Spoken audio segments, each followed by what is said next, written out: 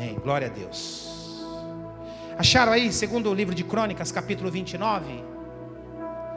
A princípio nós vamos ler só o versículo 1 e o versículo 36, parte A do versículo 1. Tinha Ezequias 25 anos de idade quando começou a reinar, e reinou 29 anos em Jerusalém.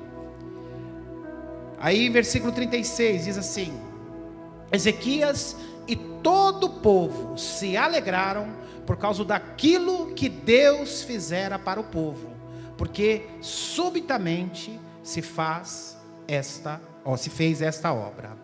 Olha que coisa interessante, irmãos, e uma coisa liga a outra. O texto está dizendo aqui que Ezequias reinou em Jerusalém durante 29 anos, e reinou bem, fazendo a vontade do Senhor. E aí no versículo 36, no final do capítulo, diz assim, que Ezequias e todo o povo, se alegraram por causa daquilo que fizera para o povo, que o Senhor havia feito para o povo, porque subitamente se fez esta obra.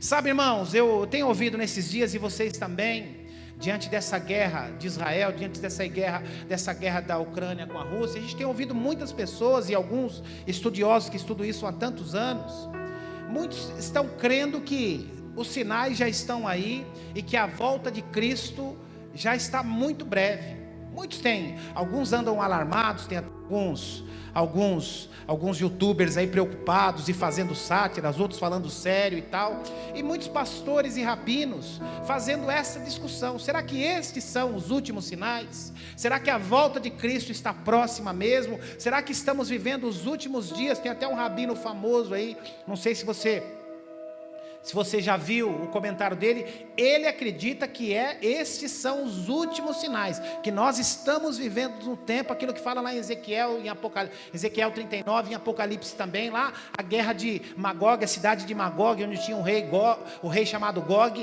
que nós estamos vivendo os últimos momentos, estamos vivendo essa guerra do Armagedon, a guerra de Gog e Magog. Enfim, e depois se procura lá no capítulo 39, não dá para a gente aprofundar nisso não, senão o tempo passa. E a gente tem sentido as pessoas preocupadas, mas preocupadas com o que está por vir, mas não preocupada com como eu estou vivendo, o que eu estou fazendo, como está a minha vida, como está o meu relacionamento com Deus. A preocupação das pessoas é: se realmente Cristo voltar, o que será de mim? Se realmente Cristo voltar, o que vai acontecer? Se realmente esses forem os sinais dos últimos tempos, o que vai acontecer comigo e com a minha família? E a nossa preocupação não precisa ser essa, irmãos. A nossa angústia, a nossa inquietação não tem que ser esta. A nossa angústia e a nossa inquietação tem que ser: como está a minha vida? Se eu partir dessa terra agora, para onde vou? Se eu partir dessa terra hoje, o que será da minha vida? Em qual eternidade eu estarei? Porque nós precisamos ter essa certeza. Todos nós vamos para uma eternidade com Cristo ou uma eternidade distante de Cristo. Eu creio em Deus que todos nós estaremos na eternidade com Cristo. Então muito tem se discutido, até em função dessa guerra da Palestina com Israel, muito tem se discutido essa questão de: será que são os últimos sinais? Sabe, irmãos, a Bíblia diz aqui que Acás, ele reinou 29 anos. Reinou durante 29 anos sobre Jerusalém. E diz aqui, nós vamos avançar aqui no texto, diz aqui que esse homem foi um rei bom, um rei que fez aquilo que agradava a Deus. Mas ele está aqui assumindo um reinado, depois está sendo o sucessor do seu próprio pai. E a Bíblia diz que o seu pai Acás foi um péssimo rei, foi um homem tirano, um homem idólatra, um homem que chegou a sacrificar até os seus próprios filhos para deuses pagãos. Foi um homem que teve um reinado terrível. A Bíblia fala que no tempo da sua angústia, no final do seu reinado, ele cometeu as maiores transgressões contra Deus. Então esse era o referencial do rei. Esse era o referencial que ele tinha diante de ti. Olha o que diz aqui: Diz que antes de Ezequias, o seu pai, olha o que seu pai fazia no versículo 27 do capítulo 28. No tempo da sua angústia, cometeu ainda maiores transgressões contra o Senhor, o rei Acais, pai de Ezequias, pois ofereceu sacrifícios aos deuses de Damasco, que o feriram, e disse: visto que os deuses do rei da Síria os ajudam, eu lhes oferecerei sacrifícios para que ajudem a mim também. Porém eles foram a sua ruína e a de todo Israel. Quando o líder está perdido, quando o governante está perdido, quem padece é o povo, quem sofre é o povo. Líder fraco, o povo sofre. Líder corrupto, o povo sofre. Versículo 24: ajuntou utensílios para a casa de Deus, e os fez em pedaço, e fechou as portas da casa do Senhor, e fez ainda para si altares em todos os cantos de Israel. Olha que coisa interessante, irmãos. Diz aqui o texto que ele, de Jerusalém, diz o texto aqui que em todos os cantos, praticamente em todos os cantos da cidade de Jerusalém, ele criou altares para deuses pagãos, para se queimar incenso. Tal era a loucura desse homem. Também em cada cidade de Judá fez alto para queimar incenso a outros deuses. Assim provocou a ira do Senhor, Deus de seus pais. Ou seja, ele conhecia a verdade, os seus pais conheciam a verdade, mas no meio do caminho ele se corrompeu. E sabe, irmãos, foi essa referência que Acás teve, que Ezequias teve durante a sua vida toda, vendo seu pai cometer essas atrocidades, vendo seu pai sacrificar até os seus irmãos, queimar os seus irmãos para deuses pagãos. Que coisa, profanou o templo, fechou o templo e começou a adorar. Agora, irmãos, olha que coisa interessante. Geralmente, o que uma geração abraça, a outra geração seguinte faz pior. Geralmente é assim. O que uma geração abraçou, a geração seguinte abraça de maneira mais forte ainda.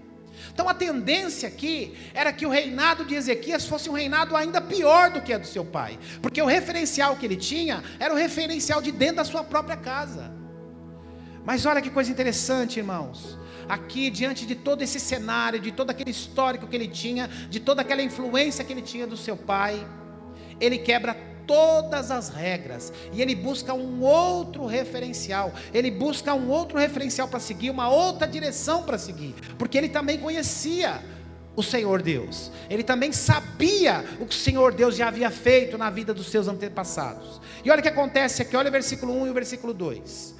Tinha Ezequias 25 anos de idade quando começou a reinar, e reinou 29 anos em Jerusalém. Sua mãe se chamava Abia, e era filha de Zacarias. Agora olha o versículo 2. Fez ele o que era reto perante o Senhor, segundo tudo quanto fizera o seu pai Davi. Irmãos, ele não era filho de Davi, ele era filho de Acás. Ele vinha da linhagem de Davi? Sim. Ele era descendente de Davi? Sim, tantas e tantas gerações atrás. Mas ele não era filho de Davi. Mas o que ele decide aqui, irmãos? Ele tinha um referencial negativo, um exemplo negativo, um exemplo terrível de reinado e de paz. Entretanto, ele decide seguir aquilo que o homem segundo o coração de Deus, que era assim que Davi era chamado. Ele decide ter Davi como referencial. Sabe, irmãos, ele decide andar com Deus. Ele decide que todo aquele histórico que ele tinha, todo aquele referencial familiar que ele tinha, aquilo não servia para ele. E o que isso nos ensina? Eu já falei aqui algumas vezes a respeito disso, e eu rodei, o Senhor me trouxe nessa mensagem de novo, porque eu já preguei alguns anos atrás. Sabe, irmãos, muitas pessoas, e eu conheço muitas pessoas assim, que são pautadas e vivem uma vida muito ligada ao histórico de família, e isso é natural. Eu tenho coisas aqui na minha natureza, no meu jeito de ser, que foram coisas que eu herdei dos meus pais e da minha mãe. A gente até conversa aqui, e às vezes trata isso aqui nas nossas reuniões de casais, que existem coisas que as mulheres nunca vão conseguir mudar no seu marido, porque está nele, aquilo está impregnado nele, ele nasceu assim, e vice-versa. Existem coisas, pastor, ela faz coisas que eu odeio, igualzinha a minha sogra, está nela, é da essência, não tem o que fazer. Entretanto, irmãos, nós não podemos viver pautados, nós não podemos ter a nossa vida segmentada, a nossa vida direcionada por coisas que aconteceram na vida dos nossos pais, aconteceram na vida dos nossos avós, aconteceram na vida dos nossos tios. Não, tem gente que muitas vezes até se justifica nisso. Mas na minha família todo mundo é assim. Não, na minha família todo mundo faz isso. Na minha família aconteceu isso com todo mundo. Não, com você pode ser diferente. Com você pode ser diferente. A sua realidade pode ser completamente diferente da realidade dos seus pais, dos seus avós, porque hoje você conhece a Deus. Pastor, mas eles também conheciam. Mas você conhece a Deus de uma maneira diferente. Pastor, isso é maldição hereditária. Para com isso. A maldição hereditária foi quebrada na cruz do Calvário há 2000 anos. Há 2000 anos. Eu já contei um exemplo aqui, irmãos, e desculpe usar o meu exemplo, mas é o exemplo que eu tenho. A minha mãe contava pra gente que, olha que coisa interessante, que os pais dela viveram muitos e muitos anos sem se falar. Eles dormiam em quartos separados e eles não se falavam. E minha mãe sempre dizia isso pra gente. Ela dizia o seguinte, que meus avós se casaram nos anos 40, comecinho dos anos 40, se casaram ali, e durante um tempo lá eles tiveram algum problema tal, e se separaram, e eles não se falavam. A minha mãe era filha caçula, e a minha mãe na época, e a minha mãe era muito apegada com o meu avô. E aí o que acontece? Ela dizia que a minha avó, para apurrinhar, para deixar o meu avô nervoso, judiava muito dela, porque sabia que a minha mãe era o xodó do meu avô. Mas mais, o meu avô e a minha avó, eles não se falavam. E a minha mãe era o elo de comunicação. Meu avô, eles moravam em Presidente Prudente. Meu avô era muito conhecido, ele tinha uma barbearia na cidade, ele era muito conhecido. Ele foi presidente do Rotary Club lá, enfim, ele conhecia todo mundo. Então, eu acho que nós estamos falando aqui dos anos 40, comecinho dos anos 50.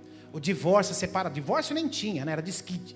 A separação naquele tempo era algo muito penoso para as famílias. Então eles viviam uma vida de aparência. Aí minha mãe falava o seguinte, que minha avó fazia o seguinte, falava assim: ô filha, pergunta para o seu pai que hora que ele vai vir almoçar. Aí ele ia lá, ô pai, a mãe está perguntando que hora que você vai vir almoçar.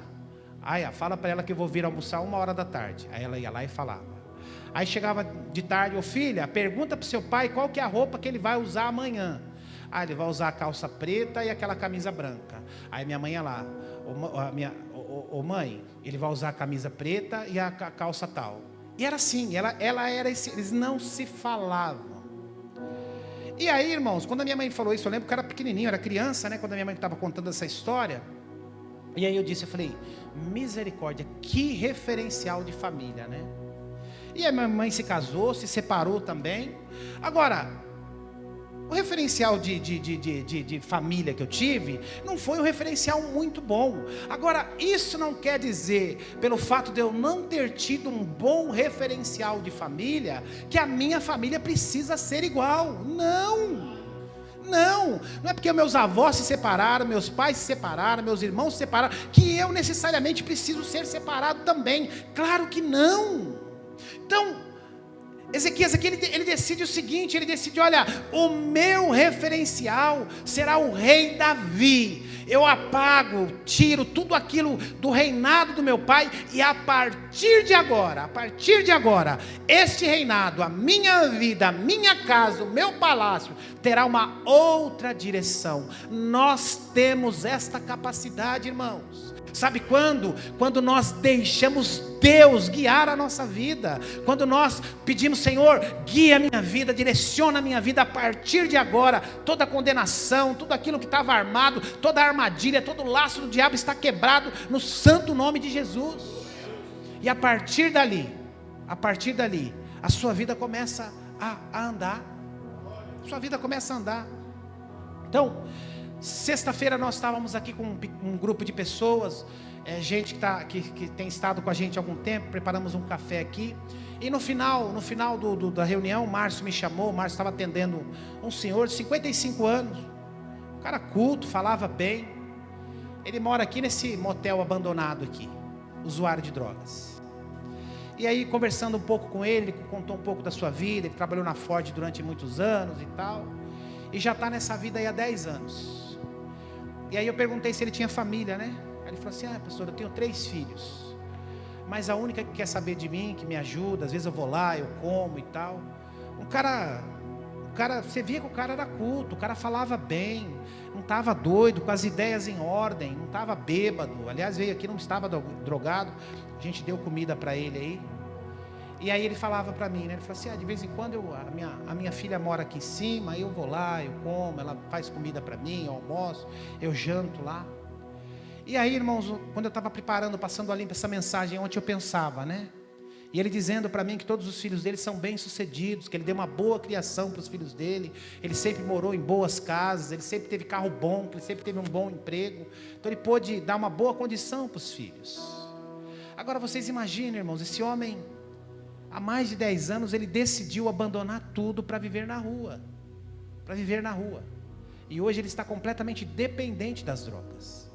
Agora, quando eu perguntava para os filhos dele, e ele me contava, a gente percebe que os filhos têm uma vida completamente diferente da vida dele. Os filhos têm as suas famílias, os seus empregos, têm uma vida normal. Agora imagine se os filhos, porque o pai é um drogado, porque o pai decidiu essa vida, os filhos fossem para o mesmo caminho. E muitas vezes é o que acontece. E aí a gente, isso é maldição hereditária. Para com isso. Que maldição hereditária o quê? Maldição hereditária é quebrada a partir do momento que o sangue do Cordeiro entra na sua vida. A partir do momento que o sangue do Cordeiro entra na sua vida. Mas o pai era drogado. Mas o vô era drogado. Mas o pai era bandido. O vô era bandido. Para com isso.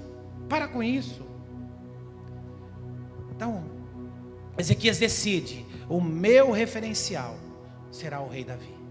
O meu referencial, a partir de agora, o meu referencial vai ser Davi. E o que ele faz, irmãos? O que ele faz? Olha o que diz aí o versículo 3, 4 e 5. No primeiro ano do seu reinado, no primeiro mês, ele abriu a porta da casa do Senhor e as reparou. Seu pai havia profanado e fechado o templo. A primeira atitude dele como rei é limpar e reabrir o templo. Ou seja, isso aqui fala, irmãos, da importância de nós estarmos na casa de Deus, a importância de congregarmos, a importância de andarmos juntos, a importância de adorarmos juntos.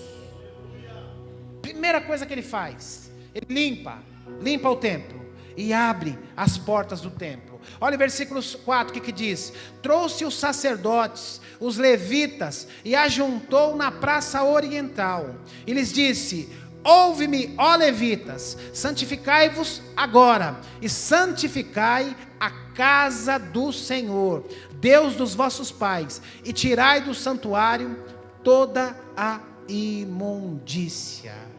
Irmãos, o que ele faz aqui é o seguinte: a primeira coisa que ele faz, ele destrói os altares aos deuses pagãos. Ele tira toda a imundícia, toda a sujeira, toda a idolatria, todo o incenso, e ele coloca as coisas em ordem, coloca o reino em ordem, coloca o palácio em ordem. O que o Senhor está dizendo para mim e para você nessa manhã é tempo de nós colocarmos a nossa casa em ordem. É tempo de nós colocarmos a nossa vida em ordem. Aquilo que eu comecei falando na introdução, as pessoas estão preocupadas, será que Cristo está voltando? Será que o mundo está acabando? Será que essa guerra é a guerra de Gog e Magog? Será que é o Armagedon? Entretanto, o que menos preocupa elas é colocar a casa em ordem, colocar a vida em ordem. É tempo de colocarmos as coisas em ordem. Enquanto você não priorizar as coisas de Deus na sua vida, você não sairá do lugar. Você atentou para isso? Enquanto você não priorizar as coisas de Deus, você não sairá do lugar. Sabe por quê, irmãos? Sabe por quê? O Senhor prefere que você perca coisas do que perder você. O Senhor prefere que você perca algumas coisas do que perder você. Então priorize as coisas de Deus. Priorize as coisas de Deus. Então, ele chama todos os levitas, chama os profetas, e ele restabelece culto. Graças a Deus nós somos uma nação abençoada, nós temos liberdade de culto, nós cultuamos aqui livremente, temos essa liberdade. Agora tem muitos que não querem cultuar, vai fazer o quê? Olha lá no versículo 16, o que diz o versículo 16? Diz assim: os sacerdotes entraram na casa do Senhor para o quê? O que está escrito na sua versão aí? Para purificar, e tiraram para fora o pátio da casa do Senhor, toda imundícia que se acharam no templo, e os levitas a tomaram e a levaram para fora ao ribeiro de Cedron. Irmãos, nós fomos separados, o Senhor nos escolheu, o Senhor nos separou. Então toda a imundícia, tudo aquilo que desagrada a Deus, não pode fazer parte da nossa vida, e muito menos não pode participar da nossa casa. Então se você está envolvido com alguma corrupção, alguma coisa que desagrada a Deus, alguma coisa que te distancia, se livre disso, porque casa que tem imundícia, a bênção do Senhor não se manifesta. A bênção do Senhor não se manifesta. Casa contaminada perde a bênção. Casa com contaminação perde a bênção. Deus não habita. Aí o que acontece é que ele convoca todos os trabalhadores, e aqui fazendo uma digressão aqui, para a gente sair um pouquinho do assunto aqui, mas deixa eu te falar um negócio. A gente precisa tomar muito cuidado com esse negócio de levitas, principalmente os músicos aí. O levita tal, o levita tal. Nós não temos essa tradição, mas muitas igrejas têm. O que são os levitas? O levita, ele canta também. Mas levita é todo aquele que trabalha no templo. Quando alguém chega para mim, o levita fulano de tal, eu falo que ele é o pedreiro da igreja, ele é o eletricista, ele é o que limpa a igreja, ele é o encanador da igreja. Não, ele é o cantor. Então o levita é todo aquele que trabalha no templo.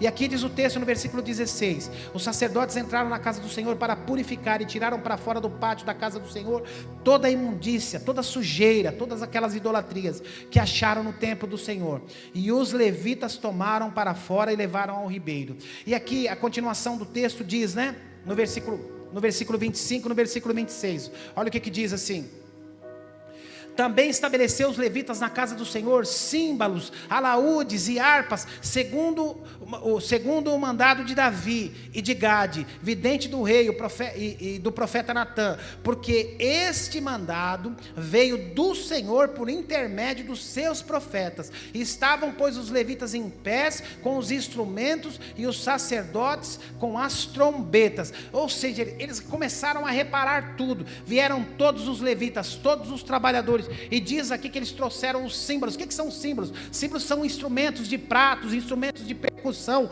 Diz que vieram também todos os alaúdes. Alaúdes eram instrumentos de corda. Ou seja, eles restabelecem o culto ao Senhor. Mas tudo porque, mais uma vez, o versículo 25 faz uma menção, que estas ordens haviam sido dadas há anos e anos atrás a Davi por intermédio dos profetas. Essa ordem foi dada a Davi por intermédio dos profetas. E o que ele está voltando aqui, reparando? Ele diz: olha, tudo que eu vi na minha casa, tudo que eu observei no reinado do meu pai, eu quero fazer completamente diferente. Deixa eu voltar aqui. Como que Davi reinou?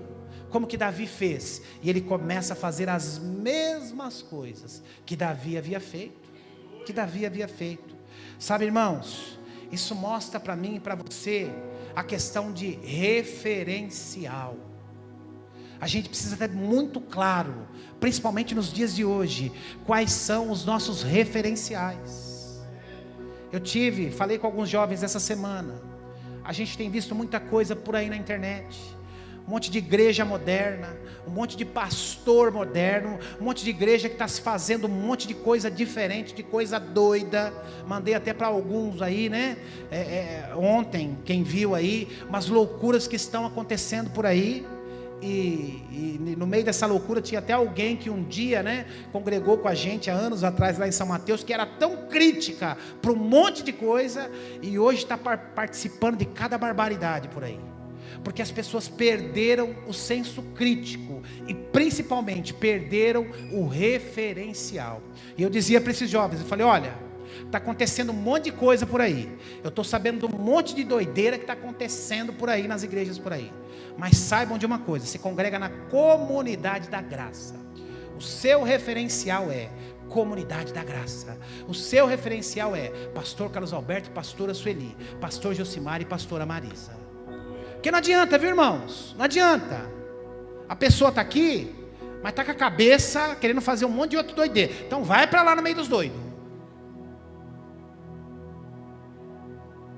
Ezequias decidiu, o meu referencial será o rei Davi. O meu referencial será o rei Davi. Eu decido colocar as coisas em ordem.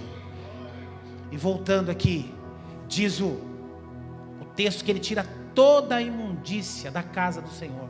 Toda a imundícia. Tudo aquilo que desagradava a Deus. Pastor, o que é isso? É tudo aquilo que na sua casa, irmãos, desagradam a Deus. Tem coisa lá que você sabe que desagrada a Deus? Joga fora. Joga fora. Tem coisa lá que você sabe que te afasta de Deus? Foge disso. Separa isso. Eu me lembro uma vez, um homem que eu discipulava muitos anos atrás, ele chegou para mim e falou assim, eu não sei o que acontece, todas as vezes que eu sento no computador, me dá vontade de ver pornografia. Aí eu peguei e falei para ele, onde está seu computador?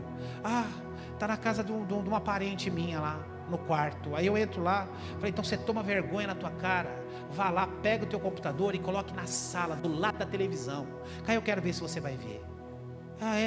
Ele fez isso, irmãos, nunca mais viu pornografia.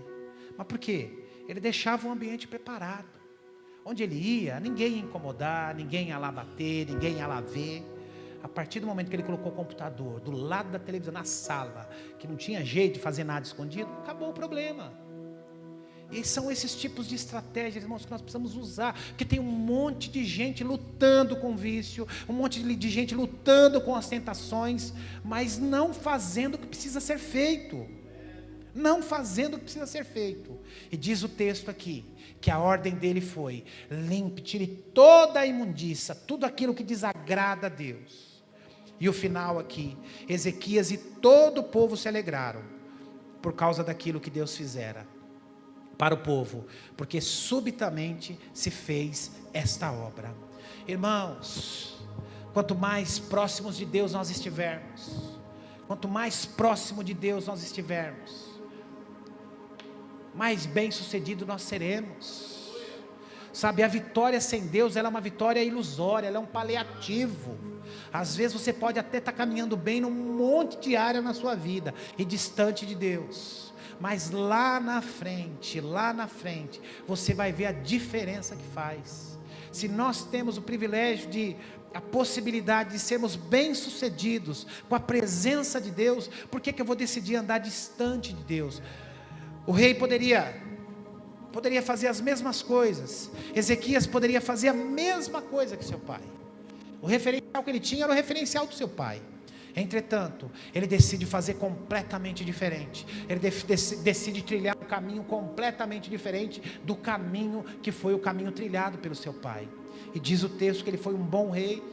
diz o texto que o povo parou de sofrer, eles pararam de sofrer, porque quando o rei é bom, quando o líder é bom, o povo é abençoado. Quando o líder é mau, quando o rei é mau, o povo sofre, o povo padece. Amém? Olha o que diz aí no versículo 27. Versículo 27, diz assim: deu ordem a Ezequias que oferecessem holocaustos sobre o altar. Em começando o holocausto, começou também o cântico ao Senhor, com trombetas e ao som dos instrumentos de Davi, rei de Israel. Toda a congregação se prostrou, e quando se entoava cânticos e as trombetas soavam, tudo isso até findar o holocausto. Tendo eles acabado de oferecer sacrifício, o rei e todos que se achavam com ele prostraram e o adoraram. Irmãos, olha que coisa interessante. É uma fase, né? São degraus. Primeiro ele limpa toda a imundícia, ele limpa o templo. Depois ele restabelece culto. Depois eles fazem sacrifício. O que é sacrifício? É investimento. Eles investem, fazem um sacrifício, expiam os seus pecados. E logo na sequência, eles começam a louvar e a adorar. Esses são os degraus de estágios, irmãos. Os degraus de estágios. Os degraus de estágios da nossa vida. Primeiro, tira toda a imundícia. Tira toda a imundícia. Depois, restabelecem o culto. Restabelecem o culto. Depois, começam a fazer o sacrifício, se separarem do pecado. E logo em seguida, começam a louvar e adorar o Senhor. Degrau por degrau, estágio por estágio. Agora, como que está a nossa vida? Como que está a nossa vida? Como que você está vivendo nos dias de hoje? Como que você está caminhando até aqui? Como que você vai findar o ano? Estamos entrando em novembro. Como que está a sua vida? Como que está a sua casa? Há imundícia lá? Como que você está nesses degraus aí? Você está no primeiro, no segundo, no terceiro? Um tempo de reflexão para cada um de nós. Talvez os seus referenciais não são bons referenciais de família, de vida, de experiência de vida. Talvez os seus referenciais sejam maus referenciais. Entretanto, ele prova para nós, o rei Ezequias, que nós temos bons referenciais. A partir do momento que eu decido, Cristo vai guiar a minha vida. Cristo vai direcionar a minha vida. Não importa a infância que eu tive, não importa onde eu morei, não importa o que eu fiz no passado, não importa quem foram os meus irmãos, não importa quem foi meu pai, não importa nada disso. As coisas velhas se passaram, eis que tudo se fez novo. As coisas velhas se passaram, eis que tudo se fez novo. Aquele que começou a boa obra na sua vida, ele é fiel para completá-la. É tempo de colocarmos a nossa casa em ordem. É tempo de colocarmos a nossa vida em ordem. É tempo de limparmos toda a imundícia, tudo aquilo que nos separa de Deus. E vamos ficar em pé, eu queria chamar a banda aqui.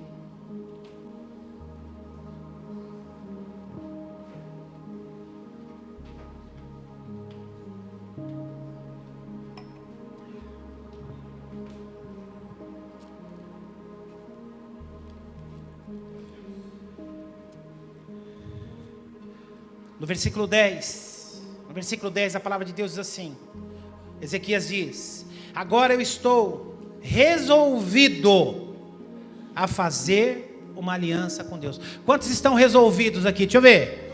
Quantos estão resolvidos? Que palavra forte, que tradução bem feita. Ele diz aqui, ó, agora estou resolvido. Como é bom, né? Como é bom, às vezes a gente dá instrução para os jovens, ó, quando você for procurar, procura um namorado resolvido, procura uma Morada resolvida. Ó, vá para uma empresa que seja resolvida. Se envolva em algo, não entre em coisa embaraçada não, confusa. E aqui ele diz: agora eu estou resolvido a fazer uma aliança com o Senhor, Deus de Israel, para que se desvie de nós todo o ardor e toda a ira. Você quer dias melhores para a sua vida? Você quer dias melhores para a sua casa? Coloca a sua casa em ordem. Coloca a sua vida em ordem. Casa que tem imundícia, casa bagunçada, a bênção de Deus não se manifesta. Casa que tem imundícia, Deus não habita. Então é tempo de limparmos. Como que está a sua vida espiritual? Ah, pastor, tem um monte de coisa aqui que é tempo de limpar. É tempo de limpar, tempo de colocar em ordem. Ezequias orou. Ezequias reinou durante 36 anos. Durante 29 anos. Durante 29 anos. Ele reinou. E diz aqui que Ezequias e todo o povo se alegrou naquilo que Deus fez.